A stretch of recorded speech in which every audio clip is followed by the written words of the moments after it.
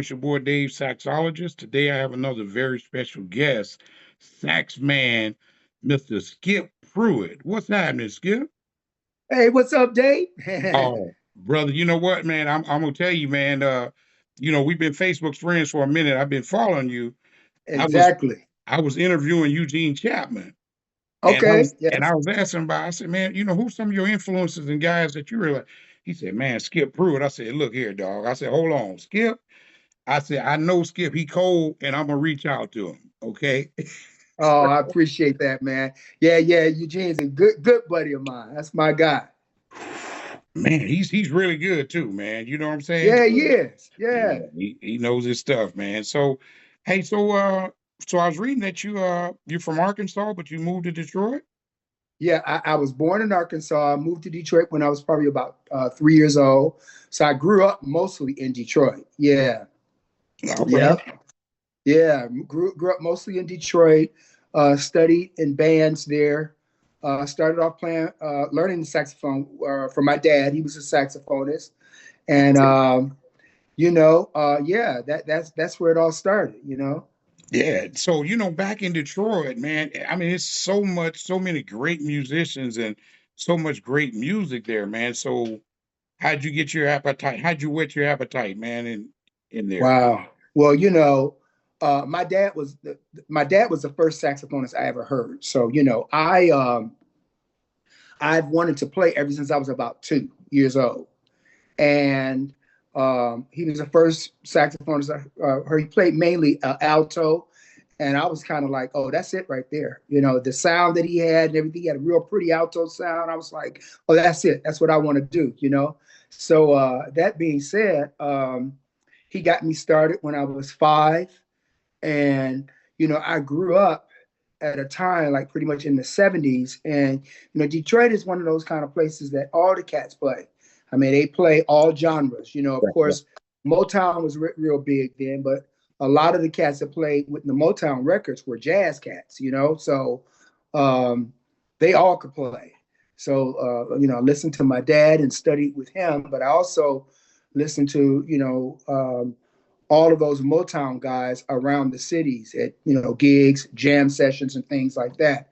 And my dad was also my band director, so he was a stickler for the fundamentals of playing the saxophone, not like I want to be a jazz saxophonist, I want to be a classical. Like, no, you have to be. I want you to be a saxophonist first, meaning really learning and mastering the instrument. You can play what you want to play, but Right. you have to master the instrument. So that's kind of where it started for me. So I've always been around great players. Yeah, yeah. So you had the foundation because Pops is right there. He So was right there. Yeah, from the first time I wet my reed, yeah, it was like I was under his tutelage. And there's nothing like mentorship. right, right. That's something I try to do now with guys. Some in person, but a lot online. I mean, a lot of guys online contact me, Right. and they'll ask me information, and I give it freely because I remember when I was coming up and really trying to learn. A lot of guys, sold into my musical life. A lot of guys, back then, you ask somebody how to do something, they would just show you. It Right. wouldn't be nothing attached, no, pay Right. me, no. They're just like, hey, here it is. Learn it, go home and practice it. Right. Yeah. Yeah. That's beautiful. What I've noticed though, since I've been interviewing all you great artists though, it's a lot of sharing. There's a lot of sharing Oh, yeah. information. That nobody's trying to hoard it. You know what I mean? Yeah. Well, they shouldn't be because any great artist will tell you, number one, they put the time in. So people respect when you put the time in. If you can really play the instrument, that tells me that you went to the woodshed and you got it. Yeah. So I respect that, regardless of what genre you're playing or whatever. If you could play the horn, I know you did your work. The second thing is, we all borrow, beg, and stole things from other artists. Everybody does. There's nobody that can tell you not. I didn't hear so and so and was influenced by it. Even back from the greats, they were Yeah. all influenced and inspired by other great artists. Yeah. And you take a little bit here, a little bit there, a little bit here, you add your own, and then you make it your own. Yeah. Right. That's what's up, man. And you're right though, man. And you almost have to be like a chameleon.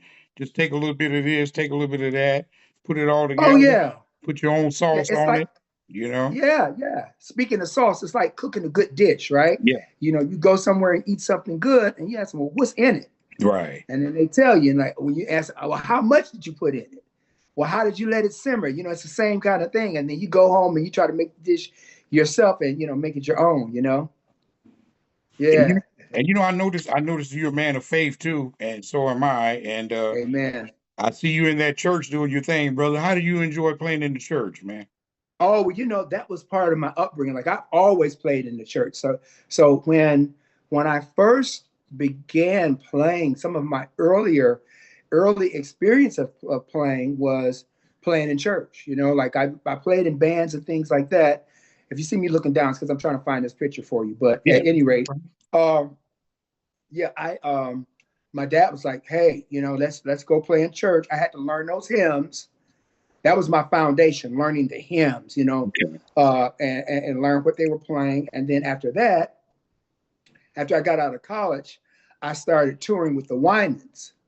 So that was part of my gospel tutelage, if you will. I mean, being from Detroit, a lot of the most famous major gospel artists come out of Detroit. So when I started in the business, I started with the Winans. Wow. So yeah, yeah. So, but playing in church, I've always played in church, and still to this day, I play at my church, Alfred Street Baptist Church. I play there. So yeah, not every Sunday, but they let me play whenever I want to. So I Okay. definitely keep that because number one, my faith is extremely important to me, and there is something you get from a playing perspective uh, and playing in church. You'll now even more. I think when I first got in, the different keys, like a lot of keys that singers sing in, especially gospel singers, are not necessarily keys that saxophonists play in. So Right. you got a lot of practice of playing in D flat and A flat, different keys, Yeah. Yeah. and it's very depending on the faith of the church. There's just a certain, I would say, protocol, if you will, of how to play with the songs, how to play with the singers, when to play, how to stay out of the way, how to add to it, but not, overpower. It's just it's an art to it, that a lot of guys don't really know. And fortunately, I got in it early enough to really learn it. Yeah. It's Because funny. somebody recently, I'm sorry, go ahead. No, I'm sorry. It was funny you mentioned that because I just started playing at church, and I've never played anywhere, and I started playing at church a couple months Okay. ago. And I know what you're saying. So Okay. I'm learning how to, get in where I fit in, with the Yeah. choir. I had to move in and Yeah. out. So, talk to me about Yeah. that approach. I tell people, so what you want to do, you want to make sure that you learn the hymn and or the song, right? And you have to remember the saxophone is one of the closest instruments closest to the human voice. So it fits within a certain voice, depending on if you're playing alto or tenor, it just fits in a certain register. So you don't want to interfere with that voice in the choir or the lead. You want to just kind of sit right up under it, right? You're Okay. acting as a pad, you know. And so what I do is when they're playing a song and I will play the chorus with them, but I'll play up under them. So you hear it and it just sounds pretty, but it's just laying up under the singer singing it. You don't want to be right there with them. You definitely don't want to be above them. You want to be up under, you Okay. know? And, I find less is often more because when I listen to a saxophonist, a lot of times they're playing too much, especially like in church. It's about you worshiping. It's about the worship experience. It's not about us. It's about us, edifying Christ and worshiping, but, enhancing, You're right. unless you have a solo or something like that. But you're just a pad. Okay. Yeah. That's great. Yeah. So let me So, so keep that in mind. Yeah. okay. So let me ask you about, since your dad, your dad was your first teacher and all that good stuff. So did you did overtones, the scales, you did the arpeggios, did he take you through it all? Oh, yeah. One of my first books was a universal method book. We called it like one of the sax Bibles. It's a thick book, I remember you that know. book. Yeah. Yeah, and we would work on, of course, scales, arpeggios, and a lot of long tones to develop your sound. You have to play long tones to really develop your sound.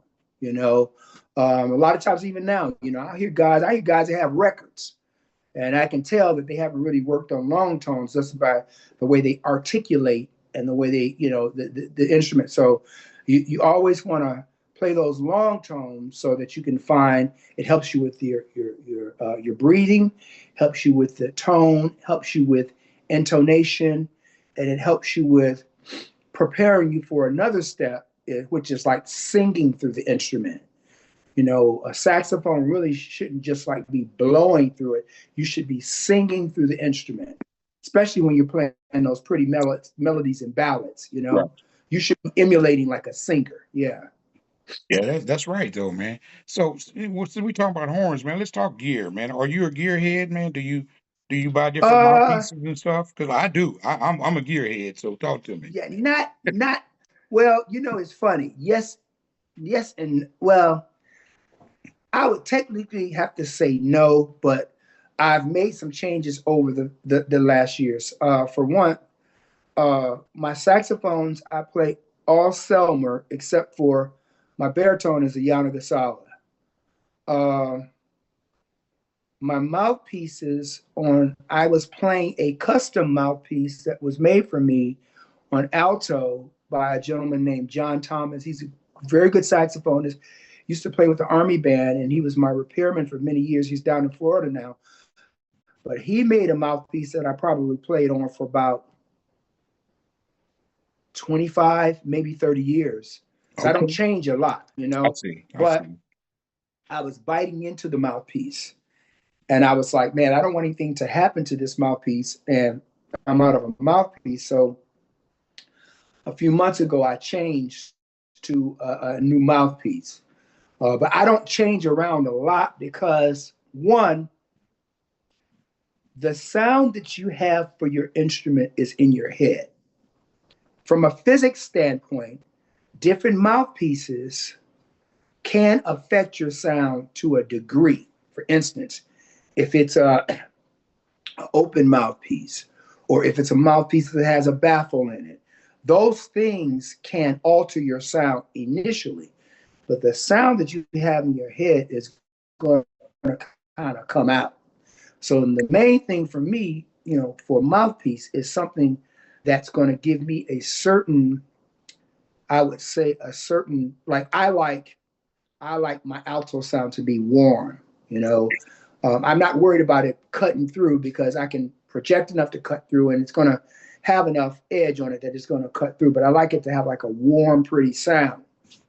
Well, that's the sound that's in my head. So what happens is people don't realize a lot of times what you do with your breathing, your embouchure, the way you channel the air through the mouthpiece helps shape your sound. Like I can play warm and dark, and I can play and make it sound brighter just by how I push the air through the horn. So I don't really change gear a lot because it becomes a moving target for me. Yeah. Like I have a combination of things that work. You know, this January, my birthday's coming up. I'll be playing 60 years. Wow. So yeah, so I've played different mouthpieces, I played different reeds, and once you kind of get something that really works for you, every now and then I'll try something. Something comes out, people are like, oh, you should check this out. I'll check it out Right. and see if I like it. But I don't really change that much. Over the pandemic, I changed to Sios mouthpieces. I wanted to try them. I don't know if you're familiar with those, You get that white but one, right? I have a white one, and I have an orange one, Okay. Yeah. Yeah. and I play them. I really like them on tenor. The only thing is, they're made out of kind of like a plastic. Right. And it did not quite have the body to me as traditional hard rubber mouthpieces. That's just me personally.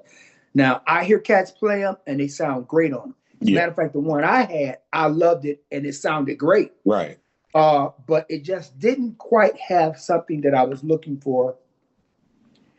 And so I changed my tenor mouthpiece probably a few months ago, probably. But I'm going to tell you, I've learned after playing all this time, when I get a good read on a mouthpiece and I do my check, like from playing from the bottom of the horn to the altissimo, if it's expressive and I don't have any resistance in expressing myself and doing what I hear, like if I hear something, I should be able to do that. If I can do that, it doesn't matter much for me, the mouthpiece. It's really more to me, I have a good mouthpiece and a great reed, and a great ligature, because a ligature plays a big part in it. I mean, it's a game changer, really.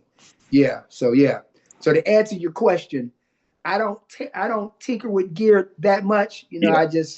I just find what works and just make it happen. Yeah, and that's the best approach, man, really, because when you actually go down a rabbit hole, because the reason I'm laughing because I have done that. I don't do it now, but I've Yeah. done everybody's mouthpiece. You know what I mean? And Oh yeah, yeah. Well, I mean, the good part of it is sometimes you gotta go through that to find what you really like and what really works for you. yeah, Yeah. very true, man. Hey, so Yeah. you know what, man? I was, I love Donnie Simpson show, man, and Oh yeah. I did not know. I was watching him the other day, and he said, "Oh man, listen." He said, "It's my man Skip Pruitt." I said, "Oh, hold on, man. That's Skip on there." And then Regina Bell did Oh that yeah. jingle. Okay, talk to me about that, bro. How did that come about, man? So I've listened to Donnie since I was a kid in Detroit. Donnie was on the radio station in Detroit, and he was like our guy. We used to call him Donnie the Love Bug. And so when I Yeah. moved here years ago, somehow I know a mutual friend he said, "Man, you got to meet Donnie." And I met Donnie, and he's like, "Man, you're from Detroit," and we talked, and we just kind of hit it off right away. Right. He's that Detroit thing, and we got to talking. He was like, "Man, I would really like a theme song for my show." I was like, "Oh yeah, that's okay. Well, let me see what I can do." And so I said, "Man, I think I got something for you." And then he heard the theme song. He was like, "Man, I love it." But at the time, the radio station that he was with, they were kind of like, "I don't know," whatever the case was, they did not pick it up. And then once he got his podcast, then he was like, "Man, I want to use the theme song." And I was like, "Sure, go ahead, use the theme song." So that's how that came about. I was honestly, and I had forgotten about it because he said, "Man, I'm gonna use the theme song." And I didn't hear anything about it.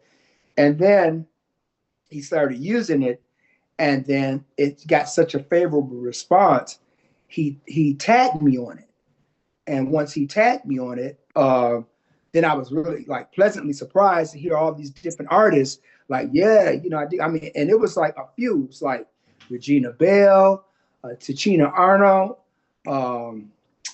the comedian, Tommy Davidson, or one of them. huh? Tommy Davidson or somebody. No. The other comedian, he's on every day. D.L. Hughley. Oh, okay. Yeah, D.L. Hughley. He was like, "Oh man, this is killer." And then one of my favorites was KC from KC and JoJo from Okay. yeah, Jodeci. Yeah. Jodeci. Yeah. KC heard it and then he started singing to it. Oh, Oh my good, it's on my page, so you can go listen. And man, I was floored because I did a lot of major work in the 90s. So right. I always liked that soulful, Jodeci kind of thing. I always like, and he was singing, he was really excited about it. So it was really kind of cool because, I used to listen to their records all the time.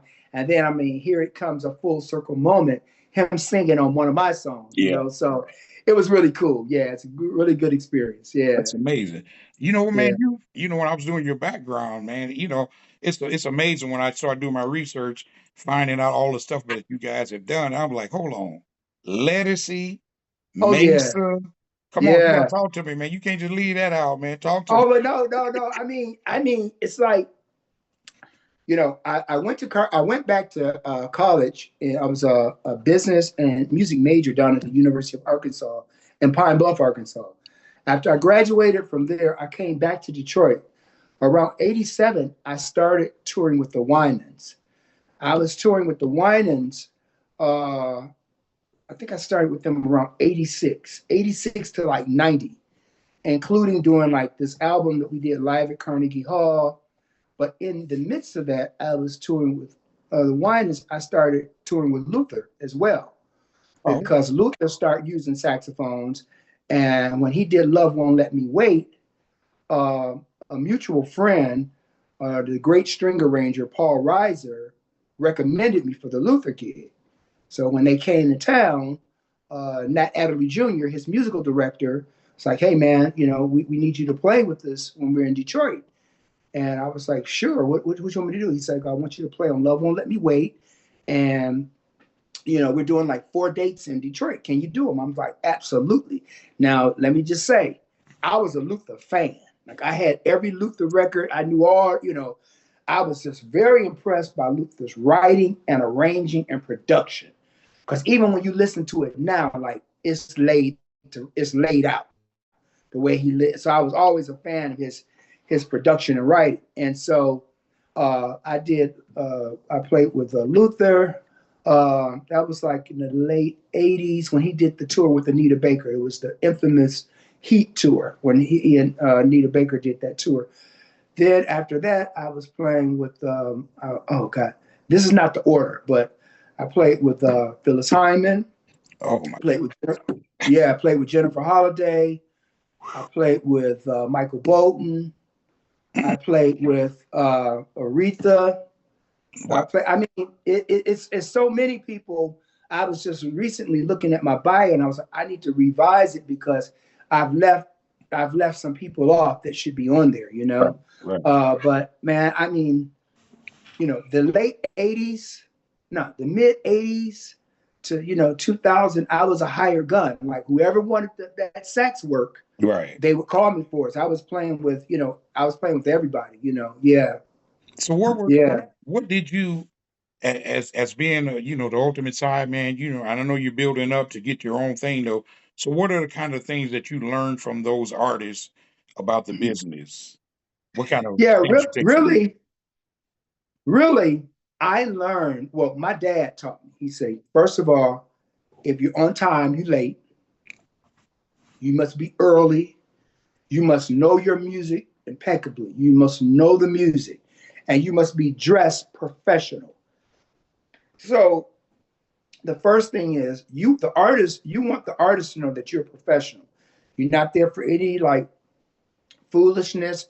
You're about your business. That's the first thing from a business standpoint. From a musical standpoint, I listen and I study the artist. I listen to their style.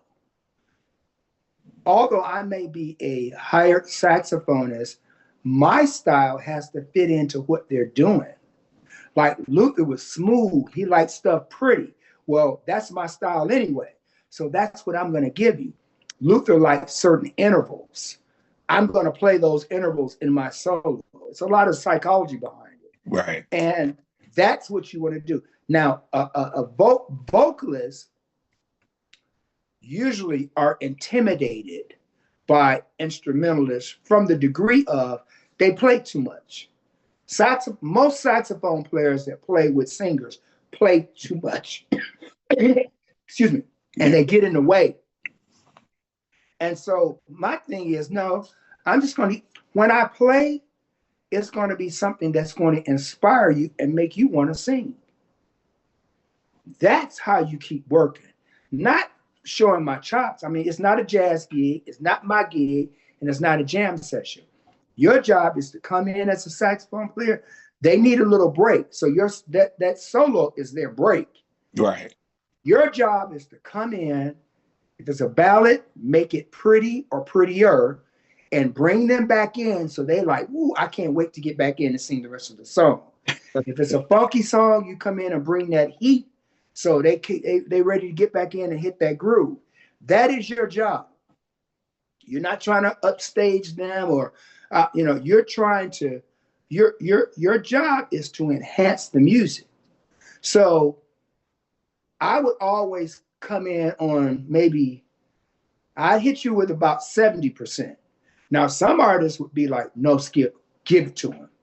And if they let me loose, I was going to let you have it. But, you want to come in and give them enough to, bring some excitement to it and move and get out the way, you always want to let them know like, hey, you're doing your thing. You're honoring them. You're not trying to take their show over. You're respecting them, but you're filling that spot, So that I think those are some of the main characteristics that not only got me gigs, but had me working with a multitude of artists over the years. Yeah. That's awesome, man. And I was just wondering though, when you're in the rehearsals with those amazing artists, though, it's not your part right now. You don't have to play, but when you're just listening to Lettucey sing, though, man, just taking that in too, that has to be awesome too. Just listening to the vocals of Luther and all these people, man. Well, no doubt, Yeah, no doubt. I mean, yeah, you have to understand. I'll use Luther that's probably my best example. yeah. Before I played with Luther, I had all his records. So I used to listen to him. When he would come to Detroit, I would go to the concert. I was actually a fan. Okay. So to get the call and like, we want you to play with him. Yeah. So when I first met him, I was like, I can't really believe this, And there's certain things that hit you. Like, I'll never forget. I got the call. I thought it was one of my friends playing on the phone. And I asked him a series of questions. And I said, no, this is the real deal. When I first got to the state, when I was playing with Luther, we were doing stadiums, like 20, 30,000 arenas. We were doing arenas. And so we were in the round. It was a round stage, and the band was down in the pit. But for my solo, I would come up on the stage with Luther, right? So when I first met him, he was on the stage. I was like, God, he's tall. Like Luther's probably about 6'4". Oh, is he? Oh, I didn't know. Oh, yeah. Oh, he's real tall. Yeah. So when he was on the stage, I was like, man. So the first thing that hit me was like, man, I didn't know he was that tall. When you hear, like, you see somebody that's like I wouldn't say a hero, but somebody you kind of like admire. You like, so first thing you try to size him up, like, is he my height or what? Yeah. And I was like, man, I didn't know he was that tall, just like you just said. Oh, really? Yeah. Like, I didn't know it. And he said, he was like, hey, how you doing? I'm Luther Vandross. I was like, how you doing? I'm Skip Pruitt. Nice to meet you, He's like, yeah. He said, well, we're going to run over some things and we're going to get to you. I'm like, okay, cool. And so they were running up and I'm looking around at the band. I'm like, these are the guys I've been seeing all these years. Like, I've paid to come see them. Yeah. I knew everybody. And I'll tell you, this is kind of, when I came to play with Luther, it was shortly after his drummer, Yogi Horton, had committed suicide. Oh, wow. So his first drummer, I wouldn't say his first, but his drummer that was most famous for all of this, his songs was Yogi Horton. And unfortunately, he had taken his life. And so it was a little damper on things when I showed up. It may have happened like a few months before that, Mm-hmm. And so I was looking at everybody who I recognized and had definitely seen him on records. And he was like, this man is a doctor. That's Doc Powell, the guitars. I mean, I was like, wow. And they went through some of the rehearsal. And he said, okay, well, let's try this Love Won't Let Me Wait. And I'm like, here we go. When the strings came in, I got kind of teary. Because I was like, I cannot believe this is happening. Now, I had been playing with the Winans. We had toured around the country, but this was my first major gig. And the Winans was a major gig. I don't want to say it like that, but this was like, that was gospel, and this was like pop, R&B, right, but in an arena, you know. And so when I first heard the strings coming, I said, I don't believe this. I'm like, these are the strings on the record. Like this is really happening. So it comes in, and then I came in with my part, and I mean, I laid it to rest. I put all the honey on it. Because I'm like, this joint is pretty with these strings. It's playing soprano. I laid it out. So I played it, and then I went down I was warming up, and I played down a low B and B flat. And Luther said, that's a little boomy. Talking to the engineer, he said, can you take that frequency out? It's a little like pop singers. They don't like, when we go down and hit that low B and B flat, that's for jazz stuff. They don't really, that's too much for them. Okay. So he was like, take that frequency out. I could play it. When he took the frequency out, I could play it, but it still wouldn't be in your face that much, Oh, I see. And I was just like warming up. Right. So he said, let's try this again. I started playing. I was laying it out. And I knew I was. I mean, I'm like, this is a moment. Like, I understood my assignment. It's like I've waited years, and I had even told my friends in college, like, one day I'm gonna play with Luther Vandross. They'd be like, "You think so, Skip?" I'm like, "Oh yeah." I mean, they knew I could play. I was first chair in college and all that. By the time I got to college, it wasn't a game. Right. I mean, you have to think. I started playing when I was 5. So when I got to college at 18 years old, I'd been playing gigs around the city with all the, everybody. So when I went to college, I was just going through just to get my degree. I mean, I was playing, playing classical, playing jazz, golf, everything. So I played, and Luke stopped the band. He said, I think we got one here. Because they had been having guys play the part, but they couldn't really play the part. They were playing in the wrong key, all of that. Yeah. I was like, we're not having none of that. Like, I remember I was like, what key do you all doing? And I believe he said A concert. I think it was an A, but at any rate, right. I'm like, so to, get back to your question, it's like, sure, some of those artists, you're like, wow. Like you're in fan mode, but you have to say, "Oh, I'm gonna be professional. I'm gonna act like I'm not excited." Yeah. But you really are. Like it's like when I played with Jennifer Holliday, and she was singing "I Am Telling You." Oh my God! I mean, I'm standing right next to her, right? And the hair on the back of my head stood up. I'm like, I do not believe she's singing this song like this. Yeah. The first time I played with Aretha, I mean. First time I heard her, I was at a rehearsal with her. And she was playing piano and singing. And I was standing like maybe 3 feet from her. And she started singing, "Gotta find me an angel." Oh. I was like, you got to be. I mean, I had only heard Aretha on records. And I'd never heard her in person.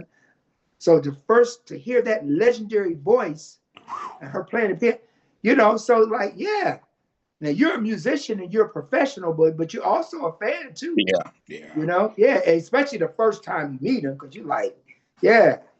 So that's exciting. I was talking to Paul Taylor yesterday. I interviewed Paul Taylor. Oh yeah, sure. And I asked him that question. He said, "Man, he met David Sanborn. He was like, I just had to get a picture, man." And he just like right. So I said, "Did you fanboy?" He said, "I had to, man, because it was David Sanborn, man." Look, so yeah. Look, let me tell you my David Sanborn story. I played with David Sanborn. Oh, did you? We did the Capitol Jazz, and that's funny. That's not even on my resume, but we did the Capitol Jazz Festival, and we had a band that was backing him up. And so he said, "Man, I'm doing this song, Soul Serenade." He said, "Man, why don't you come out and play a solo on it before I come in?" I'm like, say less. What? And so he said, "Now listen, the last time I did this, Michael Brecker was playing with me. Oh. And by the time he got finished playing, I looked on the ground. I think I picked up a G. It was nothing else left for me to play.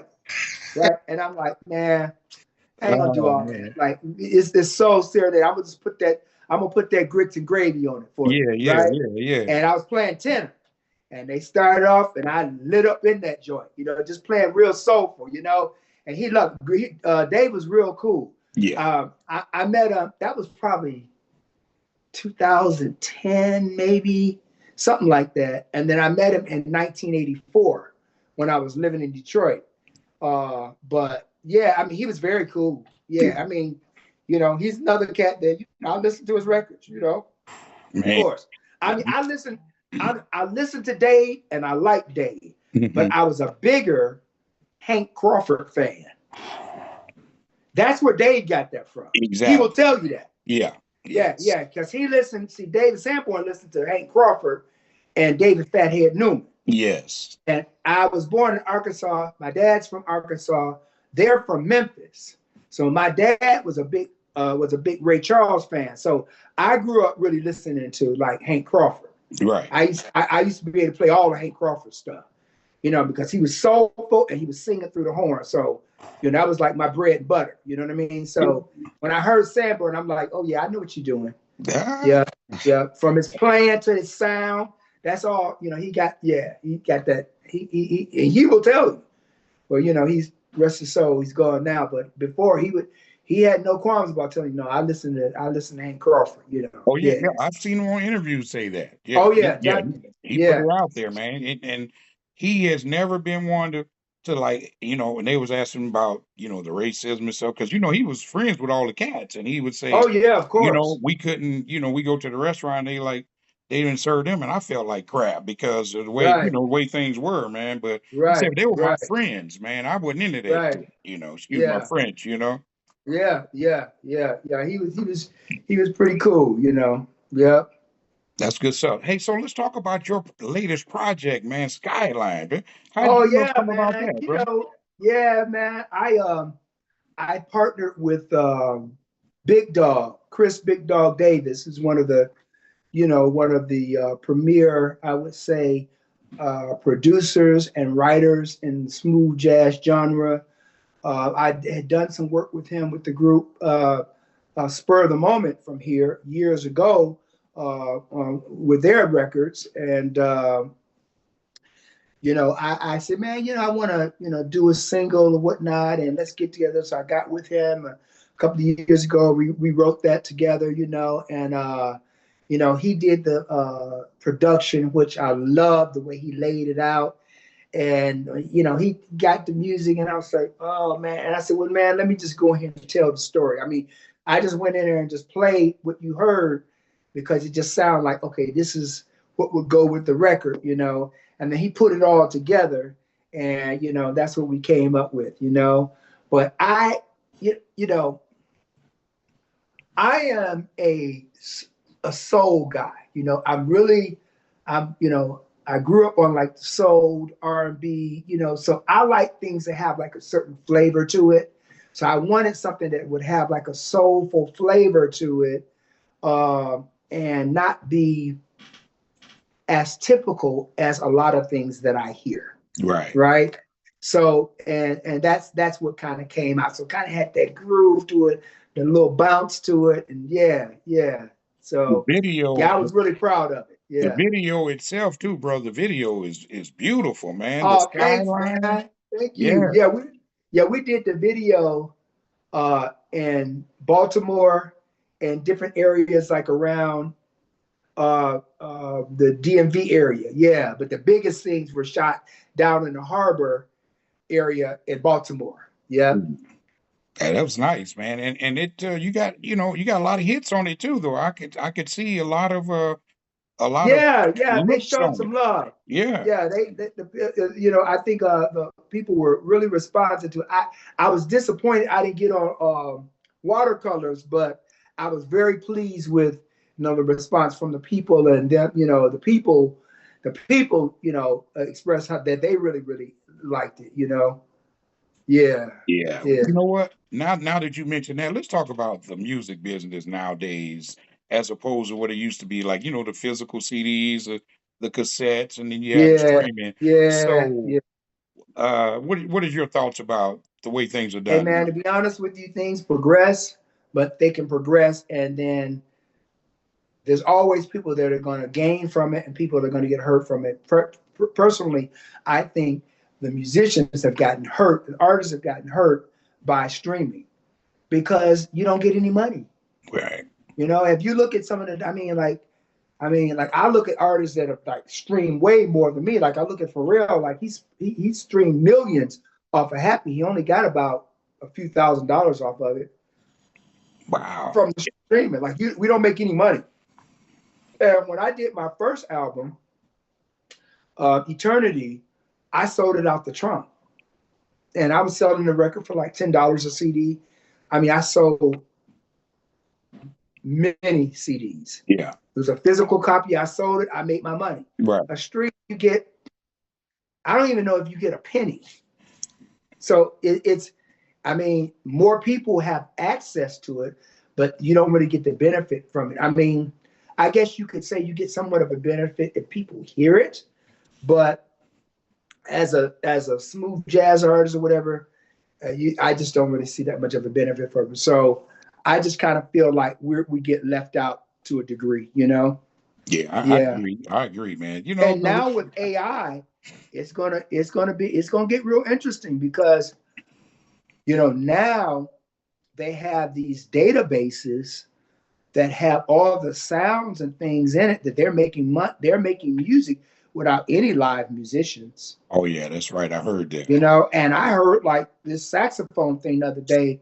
It was real close. Like you or me. I mean, I even had to listen close. So the average person, they wouldn't even know it wasn't a real sax, nor do they really care. Right. That's So true. that's going to be something that's not going to help. I just think that it's very important that, you know, you keep making your music and you keep trying to build an audience of followers and things of that nature, so that when you do live gigs, they'll come out and check you out and see, because it's nothing like the real thing, you know? Yeah, that's true. That's true, man. Yeah. And Yeah. you know, so let me ask you this, Skip. You know, after all these years, man, you know, grinding, doing your thing, man, playing with all these great artists, man, what keeps you motivated to keep going, man? Man, one thing that keeps me motivated is like I wanna keep improving as a player. You know, like you gotta get in that woodshed, and before you called, I was working on this well, I got this gig that's coming up. It's gonna be this tribute. It's not my gig. I'm playing with some other guys. They're doing a tribute to Teddy Pendergrass, who was one of my influences, you know. Okay. So I'm you know, going through some of that music, you know. I mean, I know all his stuff. I mean, I grew up on it. So, but Yeah. I'm just trying to refresh my memory. But I was working on this classical piece as well that I used to play when I was in college and high school. And I'm going back to pick it up because it's like I want to keep improving. So that's what keeps me going. And then my peers and my guys, like, you know, Kenny Garrett is a good friend of mine. I talk to Kenny we talk every week, you Oh know. man, he's We great. were in, yeah, we were in well, put it this way, there was an all-star jazz band when we were in high school. And Kenny and I used to sit next to each other. So, you know, my peers keep me working, you know. I mean, I can't be resting on laurels. Like I gotta be in that grind, I gotta be in that woodshed, you know? Yeah. So that's what keeps me going. And I still really love to play. I just did this thing down in Atlanta over Christmas where with an orchestra uh, and musicians at this church in Atlanta, and I was playing Mary Did You Know? It's on my Instagram. You Okay. should go check it out. All right. And I was like, wow, this was really good. It was very inspiring. But it's like, you know what? I'm a practice even more because I want to go to another level this next year, you know? Yeah. So I mean, you know, it was just a reminder of just how much I really love to play the horn, you know? Yeah. Yeah. You Yeah. know what? I haven't been playing as long as you, but I know what you mean, brother. Man, every day, if I don't do nothing, Skip, I'm gonna do Yeah. long tones. If I'm tired, I That's say I gotta good. do 15 minutes of long tones. If I That's don't do good. anything else, you That's know. good. Yeah, that's good. How long have you been playing?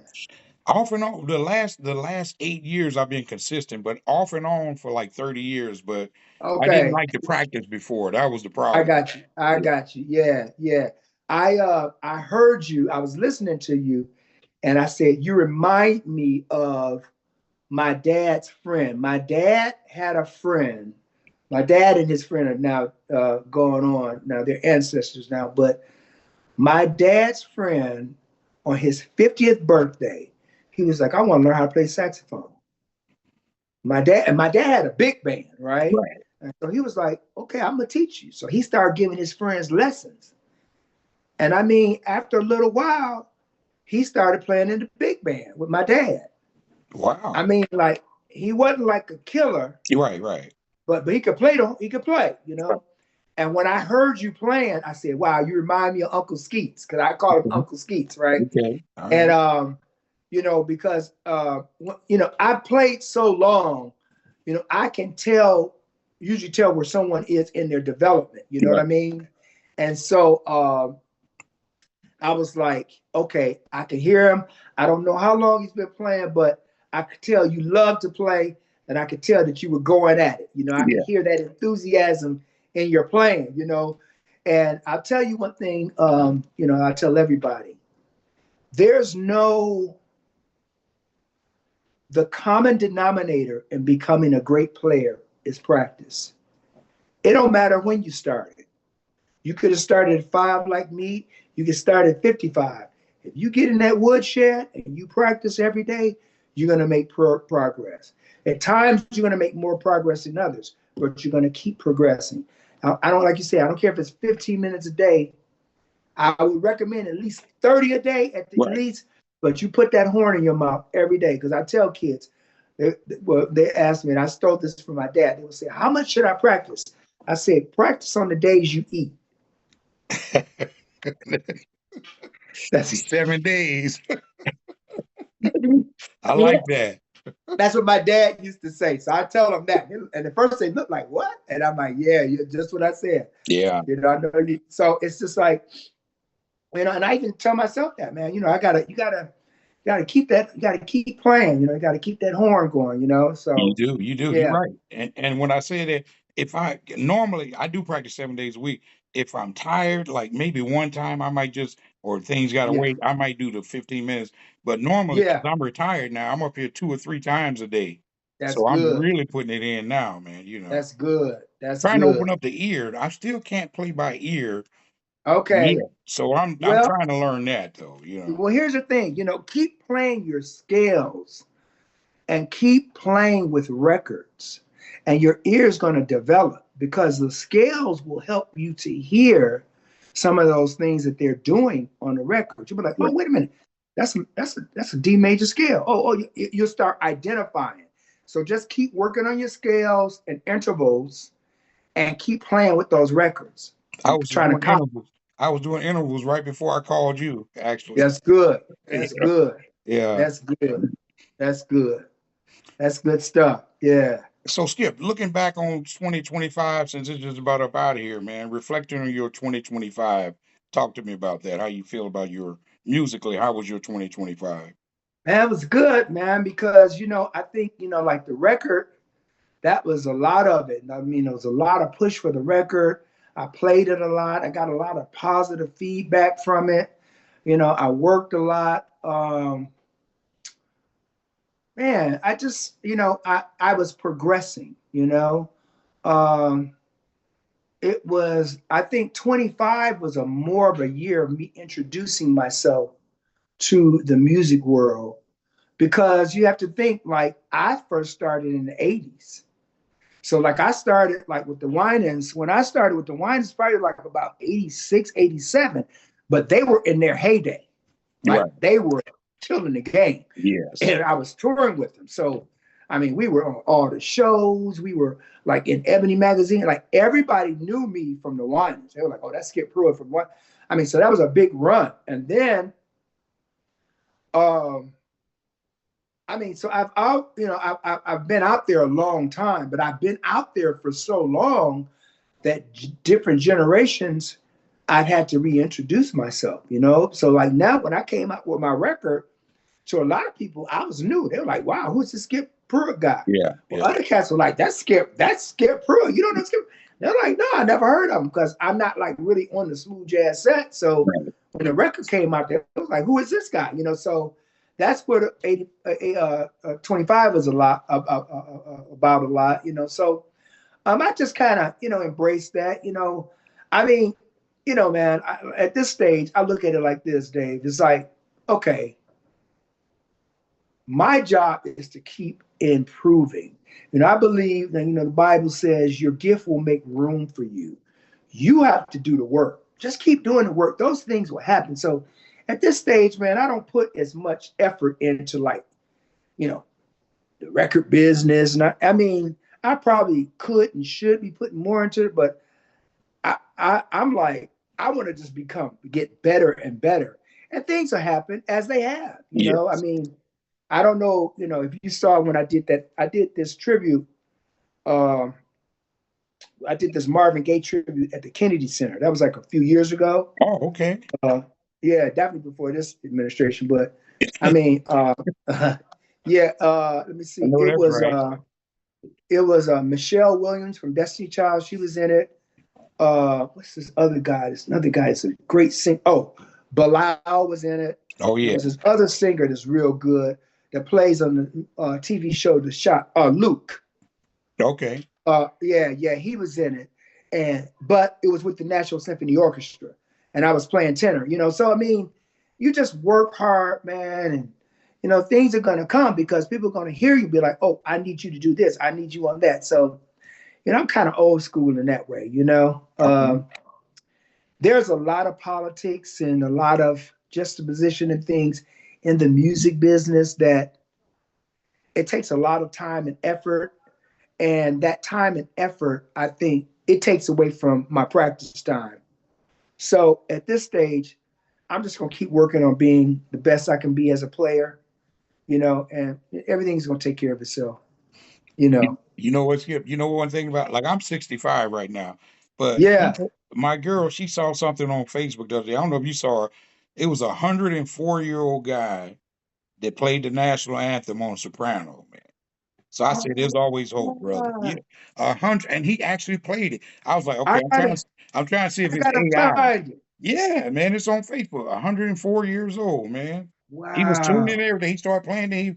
He thought he was a little flat. He started playing. Right, right. Two did it. 104 But, years old, but man. but see, that's the thing about the saxophone and instrumental. You can play until you can't play anymore. Yeah, I mean, last time I saw, trying to think, last time I saw Sonny Rollins, he was well into his 80s and he yeah, was still playing. right.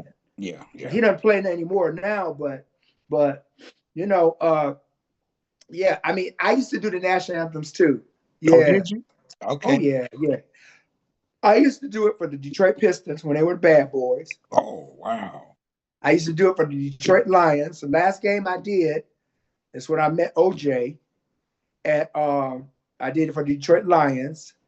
And that was Okay. very interesting too, because I got to talk to him. And OJ was really cool. I was Uh-huh. talking to him, and that's an interesting story. I got thousands of stories. That's an interesting story within itself. But then my last time that I did it, I used to do it for the Wizards. Okay. And yeah, I used to do it for the Wizards. And then they were like, and then I stopped doing it. And they were like, we got a special request for you to do the national anthem. And Wow. I'm like, from who? They said, we can't tell you. We can't tell you, but can you do it? I'm like, sure, of course. So I go down, I take my wife with me, and it was when Michael Jordan was doing his farewell tour. So his last time playing here as Chicago Bull, he came and I said, okay, it must be for Mike. So I go up there, I usually do it in B flat, Okay. and on alto, and I play it, and I let them have it.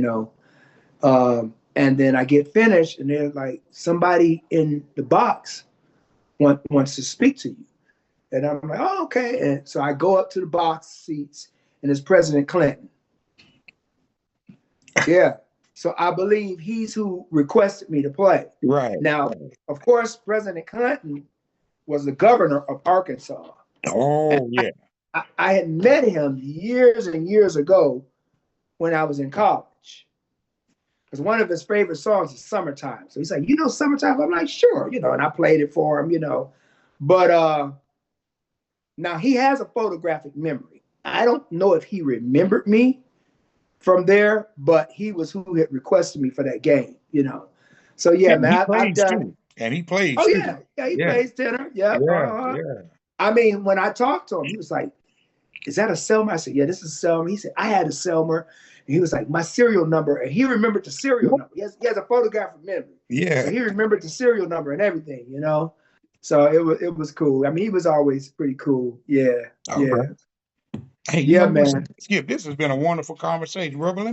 Before we get you out of here, give me your Mount Rushmore sax players. I'll give you five, man. Who's your guys? You ain't gonna make nobody mad if you don't mention them.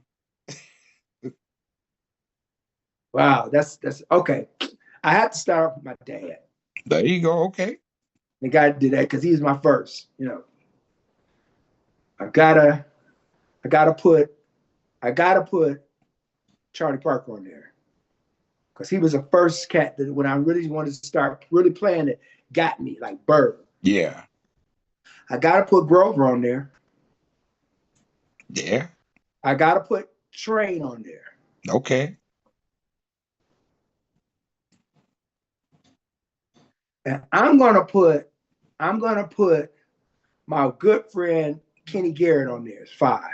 That's a good I'm gonna put list. I'm put him on there because out of the modern day alto players, he has set a trend of, I don't want to call it a trend. He's paved a way of playing alto that's not really like Charlie Parker or Cannonball. Right. You know what I mean? Yeah. Yeah. So out of like the jazz cats that play alto, usually cats are like playing like Bird or like Cannonball. He paved a different way. Like I said, my dad, because he was my first ever I heard playing saxophone. Charlie Parker was the first bebop cat that I heard. And I was like, oh, that's it. Yeah. Yeah. That's playing the saxophone. That's it. That's And it.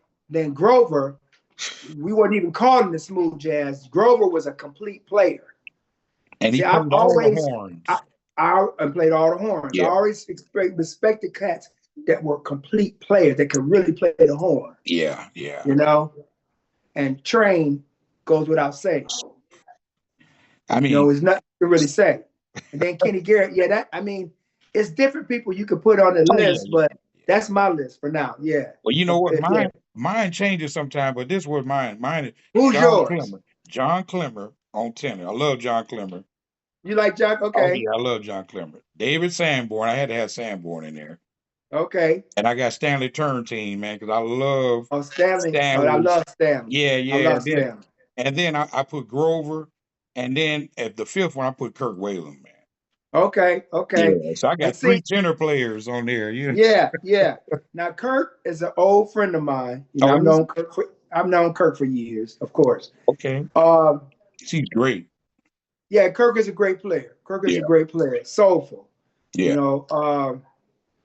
John Clemmer, he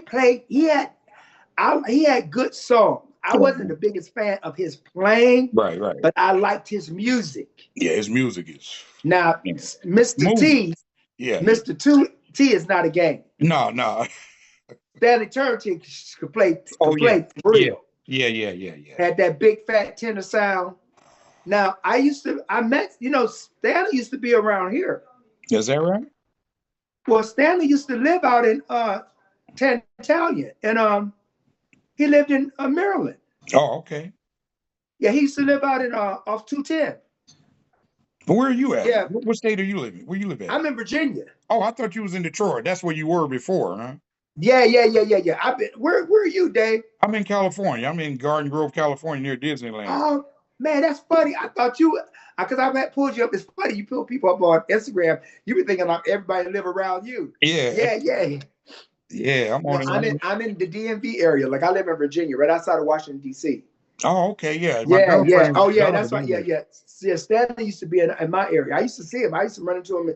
I did a couple of fairs where he played. Okay. All right. Yeah, he's gone on now, but yeah, he was a player. See, I was very big on CTI. Do you remember Creed Taylor Enterprises? Yes, I do. That was a label with Grover and Stanley. Right. So back in my day, I had all this stuff. I would be playing all the Grover stuff on alto, and tenor. Now I be playing all the Stanley stuff on tenor. You know, so You know yeah, what? yeah. Did you start out playing by ear, even though your dad taught? Did you pick it up by ear first, or did you? How did you start? I kind of did them both at the You did same both. time. Okay. I think I started off. I think I started off reading.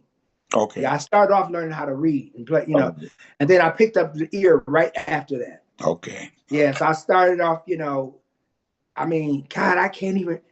It was just like once I started learning scales, I started hearing stuff, and I just try to play it. Okay. You know, so that's where that came from. All right. Hey, you know Yeah, what, Skip? Hey, before we go, yeah. bro, can you let everybody know how to get in touch with you for booking Oh, information or absolutely. what have you? Yeah, absolutely.